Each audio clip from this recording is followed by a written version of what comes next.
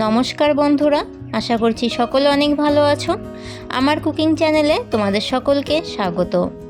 আজকে আরেকটি নতুন রেসিপি তোমাদের সঙ্গে শেয়ার করছি। আজকে আমি বানিয়ে দেখাবো বাদাম বাটা কিংবা বাদাম ভর্তা, যে যেটাই বলে থাকো। এই রেসিপিটি গরম ভাতের সাথে খেতে অসাধারণ লাগে। এখানে আমি কিছু কাঁচা বাদাম নিয়েছি, এইখানে নিয়েছি 4টে শুকনো লঙ্কা, 4টে রসুন, আর নিয়েছি একটা মিডিয়াম সাইজের পেঁয়াজ। এইখানে নিয়েছি সর্ষের তেল। খুব অল্প উপকরণ দিয়েই দুর্দান্ত স্বাদের এই রেসিপিটি হয়ে যায়। এবারে পেঁয়াজটাকে একটু বড় বড় সাইজ করেই কেটে নেব। তোমরা যারা প্রথম আমার চ্যানেলে আমার ভিডিওটি দেখছো, আমার চ্যানেলটিকে সাবস্ক্রাইব করে দিয়ে পাশে থাকা বেল আইকনটি অল করে রাখার অনুরোধ রইল, যাতে আমার নিত্য নতুন রেসিপিগুলো তোমরাই প্রথমে দেখতে পাও। পেঁয়াজগুলোকে একটু বড় বড় সাইজ করেই কেটে নিয়েছি।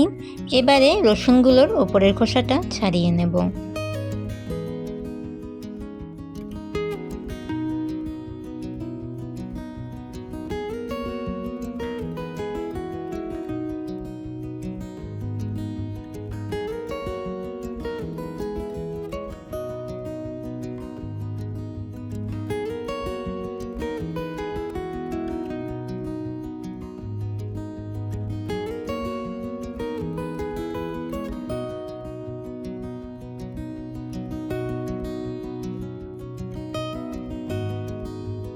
আমি এইখানে কাঁচা বাদাম ব্যবহার করেছি, সেই জন্য বাদামগুলোকে শুকনো খোলায় ভেজে নেব। তোমরা চাইলে এইখানে ভাজা বাদামও ব্যবহার করতে পারো। এইভাবে কাঁচা বাদাম দিয়ে যদি করতে চাও, বাদামগুলো ভাজার সময় গ্যাসের আঁচটা লো ফ্লেমে করে দিয়ে অনবরত নাড়তে হবে। 2 থেকে 3 মিনিটের মধ্যেই বাদামগুলো খুব ভালোভাবেই ভাজা হয়ে যায়। গরম অবস্থায় খোসাগুলো ছাড়তে চাইবে না, একটু ঠান্ডা হবে, তারপরে বাদামের খোসাগুলো ছাড়িয়ে নেব। বাদামগুলোকে সাইড করে রেখে দিয়ে প্যানে দিয়ে দিচ্ছি সর্ষের তেল। তেলটা গরম হয়ে গেছে। এবারে একে একে প্রথমে দিয়ে দিচ্ছি শুকনো লঙ্কা।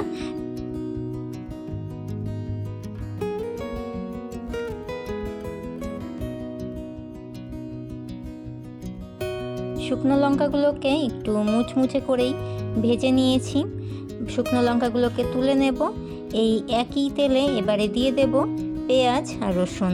পেঁয়াজ আর রসুনটাকে হালকা করেই ভেজে নেব।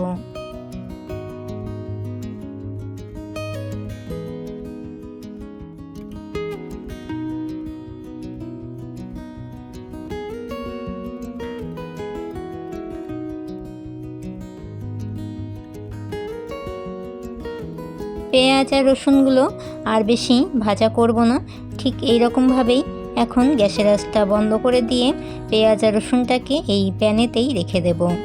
বাদামগুলো ঠান্ডা হয়ে গেছে। বাদামগুলোর খোসাগুলো ছাড়িয়ে বাদামগুলোকে আলাদা করে নেব। এইভাবে খুব সহজেই কিন্তু বাদামগুলো শুকনো খোলায় ভেজে বাদামের খোসাটাকে খুব ভালোভাবেই ছাড়িয়ে নেওয়া যায়।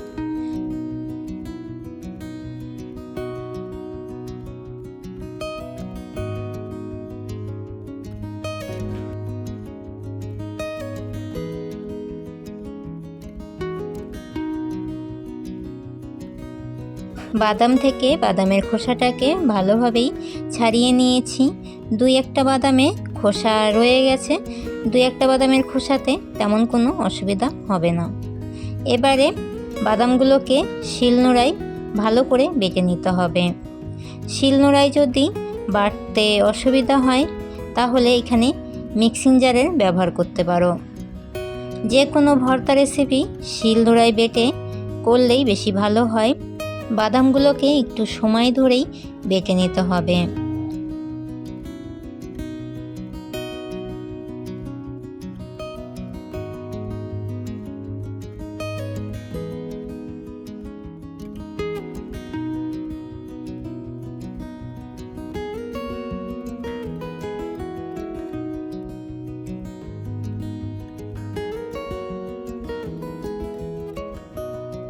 বাদামগুলোকে একবার বেটে নিয়েছি। এবারে সামান্য জল দিয়ে বাদামগুলোকে আবারও ভালোভাবে বেটে নেব। বাদামগুলো আমি 3-4 বার করে বেটে নিয়েছি, আর বাদামগুলো দেখতেই পাচ্ছ কত সুন্দরভাবে বাটা হয়েছে। এবারে শুকনো লঙ্কাগুলোকে বেটে নেব। এখানে আমি লবণটা দিয়ে দিচ্ছি, তোমরা তোমাদের স্বাদ মতো লবণটা দিয়ে দেবে।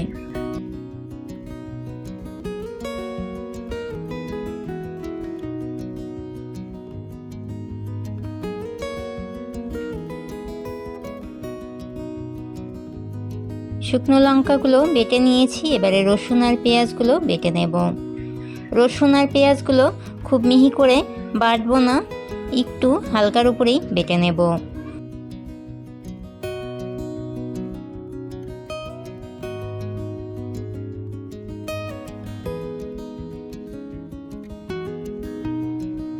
সব কিছু বেটে নেওয়া হয়ে গেছে, এবারে বাদামটার সাথে খুব ভালো করে মিশিয়ে নিতে হবে। আমি এইখানে যেই প্যানে শুকনো লঙ্কা রসুন পেঁয়াজগুলো ভেজে নিয়েছি সেই প্যানেই বাদামটাকে মেখে নেব। এই প্যানেতেই ভাজা তেল অনেকটাই ছিল, সেই কারণে আর কাঁচা তেল ব্যবহার করলাম না। এইভাবে এই বাদাম বাটা রেসিপিটি গরম ভাতের সাথে খেতে অনেক ভালো লাগে। তোমরা অবশ্যই এই রেসিপিটি বাড়িতে ট্রাই করবে আর আমাকে কমেন্ট করে জানাবে রেসিপিটি তোমাদের কাছে কেমন লেগেছে। বাদামটাকে খুব ভালো করে মেখে নিয়েছি। রেসিপিটি ভালো লাগলে অবশ্যই একটি লাইক কমেন্ট শেয়ার করে দেওয়ার অনুরোধ রইল। আজকের মতো এতটাই, আবারও দেখা হবে নতুন একটি রেসিপির সাথে আগামী দিন। তোমরা সকলে অনেক অনেক ভালো থাকবে। সকলকে জানাই টাটা।